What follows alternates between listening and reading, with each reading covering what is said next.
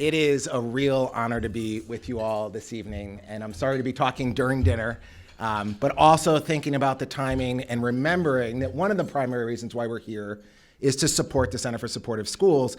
And I happened to notice there was like a little barcode in front of me, and when I took a picture of it, it encouraged me to donate. So if anyone else has that idea while they're eating or while they're listening, I would encourage you to go ahead and do that.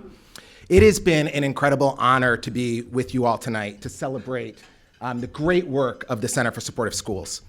This event has been some time coming, and I want to start by thanking Daniel Oscar, who first invited me to this event a little while ago, and to Angela DeGraff for your stewardship and leadership of this organization that supports tens of thousands of young people in incredible ways every year.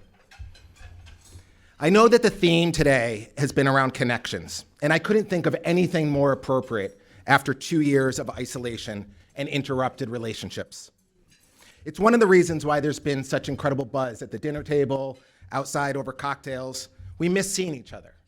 We miss sharing a story, exchanging a hug or a fist bump. But actually, it's more than that, right? Our brains are wired for social connections. And brain science tells us that children feel safest when they feel connected to adults who are important to them. And we know that kids need to feel safe and they need to feel a sense of belonging before they can learn. The Center for Supportive Schools recognizes this. In fact, it's at the heart of everything that they do. And this work of deepening connections, of ensuring safety and building relationships is more important now than ever before. Look, I'm not breaking any news to you when I tell you that our nation is hurting. And the state of well-being for our children is at a crisis point. In December, the US Surgeon General said that mental health challenges in children, adolescents, and young adults are real and widespread. Even before the pandemic, an alarming number of young people struggled with feelings of helplessness, depression, and even thoughts of suicide. Recently, McKinsey & Company reported that nationally, the pandemic has widened the pre-existing opportunity and achievement gaps, hitting historically disadvantaged students the hardest when it comes to math, reading, graduation rates, and dropout rates. These challenges, coupled with the violence of mass shootings, the racism, and the political divisiveness that we see and read about every day can make us feel helpless. How will we get our kids back on track? And what does that even mean today to get our kids back on track? Let me tell you something that I do know. Schools cannot do this work alone. And it's going to take partnerships between organizations like CSS, with schools and families to ensure that our children's futures are bright. If I ask any of you to think about the opportunities that you had as a child or a teenager, I'm sure that many of you might remember an incredible teacher, like the many that are here today.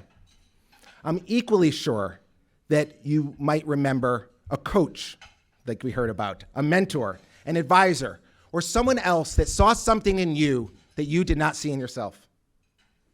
I grew up in the middle of Connecticut, about 20 miles outside of Hartford, about as plain middle-class suburban as you can get.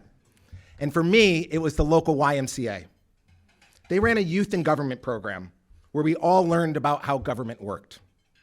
We had the chance to write bills, to debate, and even spend a weekend at the state capitol in the legislative chambers.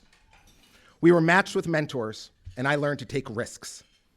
And most importantly, I learned that my voice mattered.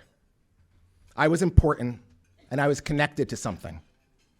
I've carried that experience with me, that feeling of being seen and being valued during my career, which ultimately took me to city government in New York City.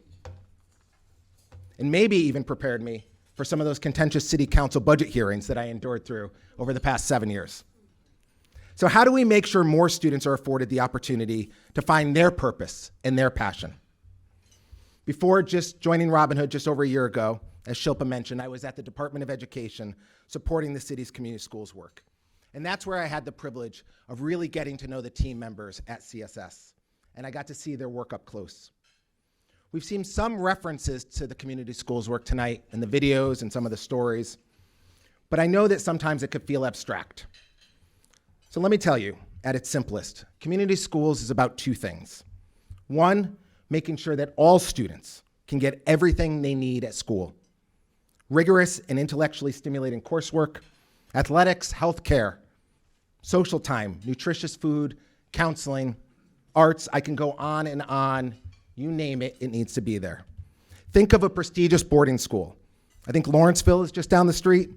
How do we similarly equip our schools in low-income neighborhoods to be the one place where kids and families can get what they need? Maybe minus the ivy and the brick. The second ingredient of community schools is shared leadership and responsibility. Schools where communities take responsibility for ensuring the success of all the students, where parents are valued and included, and local businesses provide opportunities, and community partners such as CSS lift up student voice and provide more learning experiences for kids. So what does this look like in practice? I'm going to share 2 examples of CSS's work that I saw firsthand and highlight some of the incredible team members that you've seen tonight. First, I remember visiting the Water's Edge campus several years ago. It's a large educational complex in downtown Brooklyn that houses several high schools. CSS had been the community partner there for a while, and at the time, Shelley Horn, who's gotten massive shout outs today, was the community school director. And she was laser focused on elevating student voice, on ensuring that they felt connected and valued, and I think we see the evidence of that in the room tonight. One of the innovative ways that she did this was to have students give feedback to teachers on their lesson plans. Now, if you've ever worked in schools, or frankly, even been in a school, you might immediately see how 1, either groundbreaking, or 2, how crazy that sounds. I mean, we have great teachers in the room, but I know that some teachers can be intimidating. I was at my daughter's parent-teacher conference last year, and the history teacher made me nervous that I was going to get in trouble just by looking the wrong way.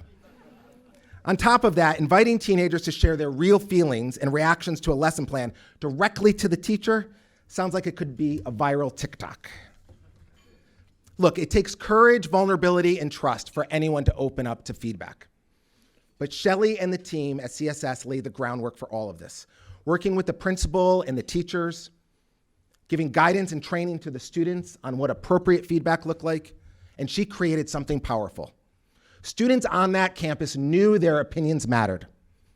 They were respected and they felt seen, they feel connected, and they shared responsibility in the success of their school. And it's this type of engagement that has positioned those students to persevere during this difficult time.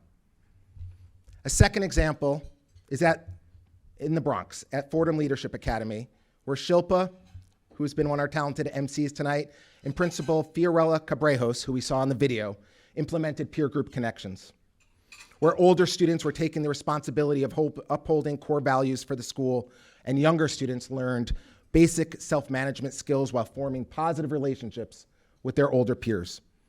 And the work that achieved, the culture change that achieved at Fordham Leadership was impressive. And you could see it in the data, where over a 4-year period, the rates of chronic absenteeism, that's when a child misses 18 days or more of school a year, fell from 46% to 12%. 46 to 12. This is the work of CSS. And their staff, their commitment to youth voice and community and to making connections gives me hope. And it should give all of us hope.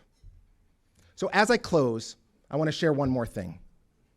At every stop along my career, and according to my LinkedIn profile, there have been many, I keep a quote on my desk from Lilia Watson, an Indigenous Australian activist. It reads, "If you have come here to help me, you are wasting your time. But if you have come here because your liberation is bound with mine, then let us work together." To me, this quote sums up the Center for Supportive Schools' approach to education, and it is why we are here tonight. It is about the recognition that my liberation and my success, my future, same as my children's and my grandchildren's futures, are connected with the success and future of all of you in the room today, and connected to those students at the Water's Edge campus or the Bronx Leadership Academy. We are all connected and our destinies are intertwined. So as we leave tonight, in addition to writing checks, let us continue to find pathways to work together and deepen connections for a more just community. Thank you.